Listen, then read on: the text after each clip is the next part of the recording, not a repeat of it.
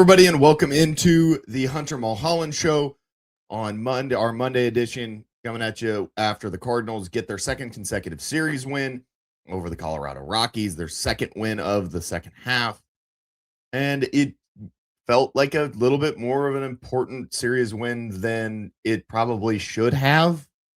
You know, you look at it, Colorado's not a great team. But with where the Cardinals had started the second half and how many games they had lost and how many consecutive series they had lost, they kind of needed it. And you get to the later innings of the ball game, and George Soriano gives up a home run to Hunter Goodman, tying the ball game up. But Cardinals Rookie of the Year candidate, J.J. Weatherholt, comes through in a very, very big way with a two-run double. It looked like it was going to be called a triple at first, but then you look at the replay and the outfielder bobbles it when trying to pick it up.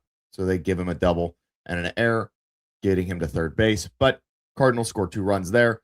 Immediately following, they get another run, scoring J.J. Weatherholt. And all of a sudden, the Cardinals are in the driver's seat, and they go on to win that game, winning the series. It feels a little bit important just because of who you look at who's coming into town tonight. You see that the Phillies are coming down. You look at the standings. The Cardinals are 3.5 back of the Phillies. This is an important series. You kind of needed the Cardinals to get onto the right track against Colorado when the Phillies do come to town. Very, very tough matchup. They're able to kind of have a little bit of confidence going into it, instead of the weirdness that kind of surrounded the start of the second half for the Cardinals. And I think that is the most important thing to come out of the weekend. I think that there are some other things that you could talk about coming out of the weekend, but we'll get to that. And we'll talk about it. But I first wanted to kind of run you through what we're going to talk about here today. We're going to talk about Matthew Liberatore's performance on Saturday. It does not feel like there is a true path for him. The jury is still probably out, but I think they're getting close to a decision on what to do with Matthew Liberatore. And I wanted to look at the Cardinals' free agency, looking at who's going to be sticking around for 2027, who's going to be at least under team control or under contract for 2027. I wanted to talk a little bit about that, and we'll talk a little bit about the Cardinals' upcoming games against Philadelphia, towards the end of the show. So let's start with Matthew Liberatore. He goes out 5 innings, 5 runs, 2 walks, 3 strikeouts, gives up a home run. He just did not feel confident. You look at the last 5. You look at the last 5 lines for Matthew Liberatore.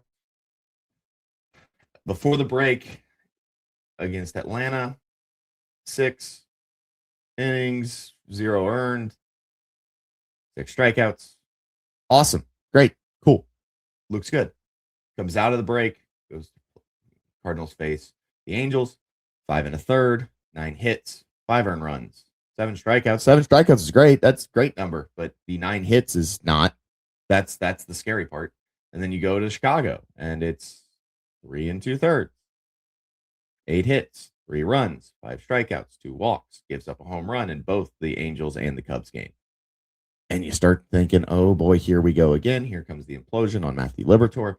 And he comes out against Toronto and gives you a strong outing. He gives you a fantastic outing. 6 innings, 0 earned runs, 7 strikeouts, 1 walk, and you start to think, okay, maybe like there are flashes with Matthew Liberatore. Like that's not a lie. There are flashes this season and last where Matthew Liberatore has looked like a legitimate starting pitcher in Major League Baseball, and then there are other times like the other 3 games, and including Saturdays against Colorado, that just does not look like he belongs on the mound as a starting pitcher at the very least, the Major League level. And you look back at his career, he's never had an ERA sub 4.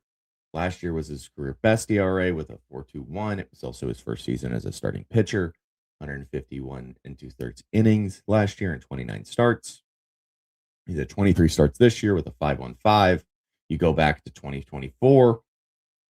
He has a 4.4 ERA, 60 games, only 6 of those being starts, 86 innings, mainly worked out of the bullpen there. And then you can go back to 23, where he split time. He had half appearances as a reliever, half of his appearances as a starter. 22 games, 11 starts, 61 2/3, 5.25 ERA. And it just does not like. And if you look at the hits per nine and the K per nine, the K per nine's up this year. This is his career best K per nine at an 8.7. Last year, a 7.2. The year before, an 8.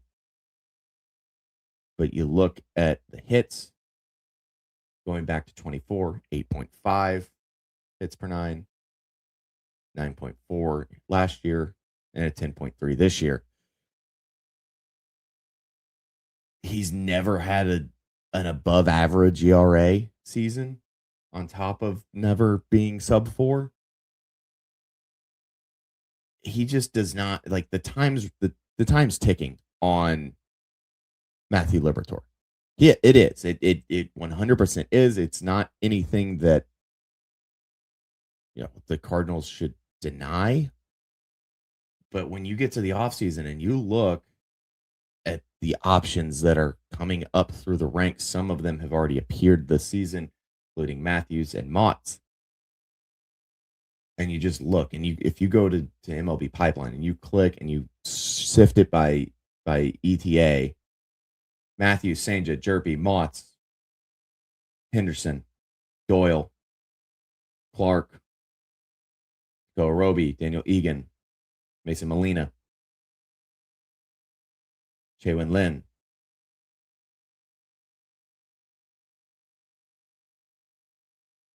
That is everybody that's ETA is 27 or before.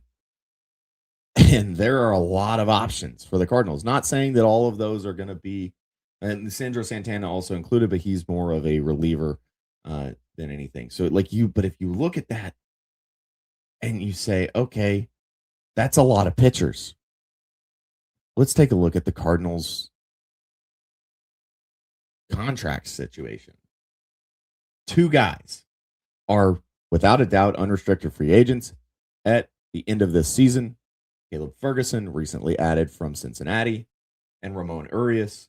Both of those guys are UFAs. The only other one that is a possibility of being a free agent, unless the Cardinals were to cut and grant release and grant free agency to somebody early, is Ryan Stanek, who has a club option of for $3.5 million. And there's a chance that the Cardinals pick that up. There's a chance they say, all right, we're going to pick that up. We'll hang around with Stanek one more year. And if at the deadline, it makes sense, we'll move on from it. And I think that that's probably the smart call for St. Louis's sake. I don't think that that's something that you should look at if you're a Cardinals fan and say, oh, well, I don't want Stanek on. No, he's a veteran pitcher. I mean, he fits in the bullpen fairly well. And he's the only guy. He's the only guy in the bullpen besides Riley O'Brien and Peter Strzelecki are 31, but they're both in pre-arb.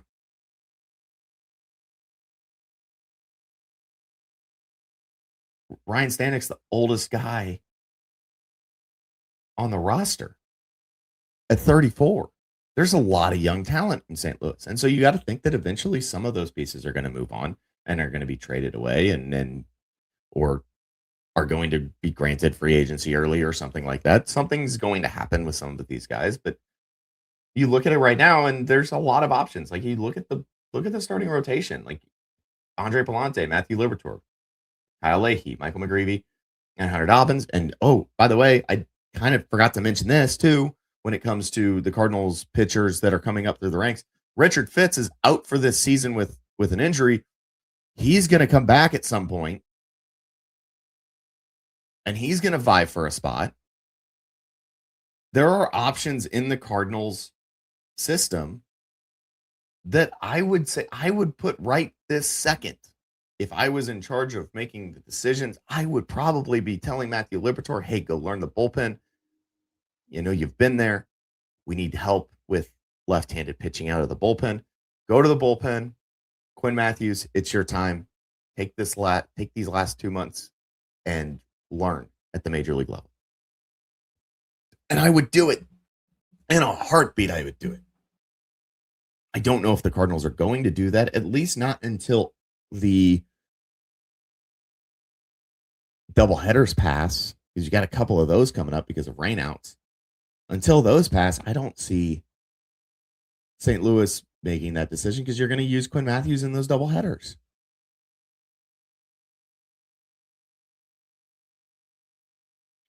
So where do you find Matthew Liberatore in all of this?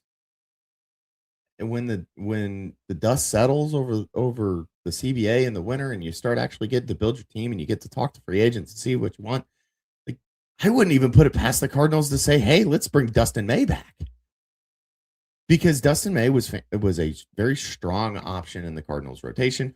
You move him for some really strong pieces. And if you want a veteran arm in the rotation, Dustin May is not a bad one to have. So I don't know where it lies, because you also have to think there were a lot of people that thought Quinn Matthews was going to take Andre Palante's spot this year, and Andre Palante has arguably been the best pitcher on the Cardinals pitching staff in the starting rotation this season. And if Andre Palante can pitch the way he's been pitching this year, he fits in the rotation down the road. Michael McGreevy is going to fit in the rotation. Kyle Leahy's earning him a spot in the rotation. Hunter Dobbins has a shot to earn himself a spot in the rotation. You got to know, though, that Quinn Matthews, Liam Doyle, Senja, they're all coming. Reinforcements are on the way. It's just a matter of getting them developed and getting them ready for Major League Baseball and getting them ready for a full, true 162-game season. And I think that you're a lot closer to those guys being here than running other guys out of town. You're a lot closer to that than you are to saying, all right, well, Matthew Liberatore's UFA year is 2030. Those guys are going to be here before 2030, which means you have to make a decision on him. You have to make a decision on Leahy, Palante, McGreevy, Dobbins, and even the guys that are down there. You have to make a decision on them when they do come up and tell them, hey, you're going to be in the bullpen.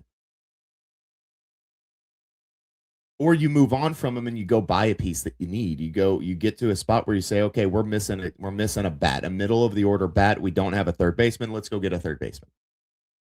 Hey, we're missing a center fielder. We don't have a true center fielder. We would like to get some, valuable offense out of our center field spot. And they go and get a center fielder with some of the pieces that they have in the minor leagues. But you also have to look at some of the position players that are coming. Joshua Baez is coming. Leo Bernal. Jesus Baez is making a case for himself right now in minor league baseball.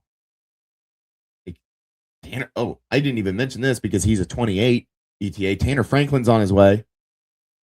Reinel Rodriguez is on his way. There are guys that are coming through the Cardinals organization that when they get here are going to be in a spot where they're almost demanding that they're in the lineup. And it's not like they're doing it out of cockiness. They're doing it because they've put up the numbers in the minors, and you have to give that guy a shot. So there's going to be lineup shuffling. There is going to be roster shuffling for the Cardinals over the next couple of years, and finding the right chord that is going to get you to the next level. That's going to happen in the next coming years. It's not this year. I still think that this year you probably ride this out, but that's where you lie if you're the St. Louis Cardinals for the future of your free agency and acquisition plans, your development, and of course, figuring out what your starting pitching is going to look like in the next 2 to 3 years. What does your rotation look like in 28? That's the question.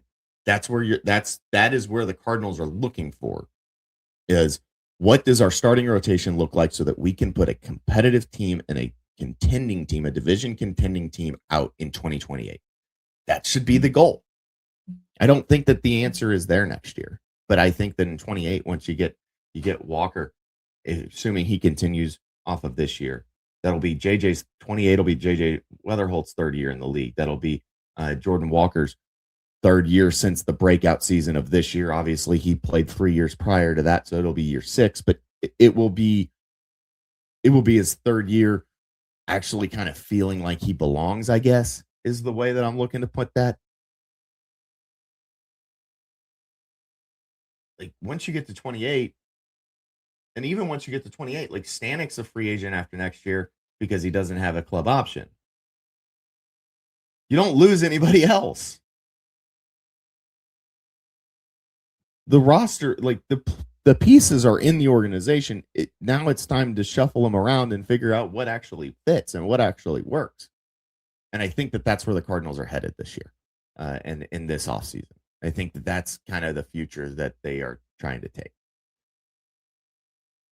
So, with that being said, I think that the time is running out, and I think that next year, whether or not he finishes out the year this year as a starting pitcher, I think that next year there is a very, very decent chance that you see Matthew Liberatore coming out of the bullpen because you're light on left-handed relievers, and you need that, and you have guys like Quinn Matthews specifically, who is the guy that I point to when I think he's going to take his spot. Is I think it's going to be Matthews, because I think he's the guy that's ready. He's the first guy. He's at the top of the list. So, anyways, let's move on from the Matthew Liberatore discussion. I'm sure there will be more, because if you look at the schedule and you look at the probable pitchers, he's lining up against the Chicago Cubs at Wrigley Field in the first game on Friday. So we'll talk about that when we get there. But for now, let's talk about the Cardinals' upcoming series against Philadelphia. Phillies are 3.5 games up on St. Louis. I think that that the future there, and like how these next 2 months kind of weigh in and weigh out, a lot of it actually rides on this series, and it feels like a series that, in mid-August shouldn't necessarily be the most important, because you haven't really hit the final stretch run yet. But if the Cardinals were to get swept, then you fall 6.5 back. If the Cardinals sweep Philadelphia, then they're a half game back. Obviously, they need extra help because they need to jump Miami, who they're a half game back of, and they need to jump the Padres, who they're 2.5 back of. But you got to start jumping teams somehow. And so you need some help there. But if you can claw back in, and let's say that the Marlins and the Padres both have bad series themselves, I think that there's a chance that the Cardinals could be sitting in the second spot or the first spot out of the playoffs. And then you're sitting there and you're like, all right, they're not too far off of this, and there's a chance that they go on a run and they get it, then they get hot at the right time and they sneak into the playoffs. Which, when we did the post-game show last night, on STL Sports Central, there's a couple comments about what's this infatuation with the just get in method. I don't think that the just get in method, it was directed because that was kind of how most teams were formed, was just get into the playoffs and see what happens. I think that the reason why you're okay this season with the just get in thought and the just get in goal is because you weren't supposed to. You weren't supposed to be here. You weren't supposed to be sitting at 500 in mid-August. You were supposed to be one of the worst teams in all of baseball. And you sit there, and the Cardinals are 3.5 back. They've got a chance to get some very, very valuable playoff experience for J.J. Weatherholt, Jordan Walker, Mason Wynn, Alec Burleson, the entire core, and even the pitchers, Palante, McGreevy, Leahy.